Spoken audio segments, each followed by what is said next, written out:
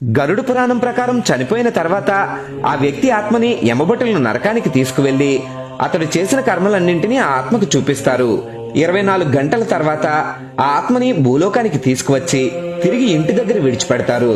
అలా విడిచిపెట్టిన ఆత్మ 13 రోజుల పాటు ఆ ఇంట్లో తిరుగుతుంది, కానీ ఎవరికీ కనిపించదు. అలాగే ఆత్మ తన శరీరంలోకి తిరిగి వెళ్లడానికి ఎంతో ప్రయత్నిస్తుంది. తన శరీరంలోకి తిరిగి వెళ్లడానికి వీలు కాకపోవడంతో ఆ ఆత్మ గట్టిగట్టిగా అరుస్తూ ఏడుస్తుంది, కానీ ఆ ఆత్మఘోష ఎవరికీ వినిపించదు.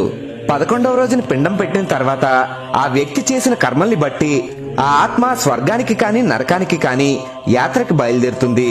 అలా యాత్రకి బయలుదేరిన ఆత్మకి 11వ రోజున పెట్టిన పిండం ఆహారంగా ఉపయోగపడుతుంది. అలాగే 11వ రోజున పెట్టే శాంతి భోజనాలు అప్పు చేసి పెడితే ఆ ఆత్మ ఎప్పటికీ శాంతించదు.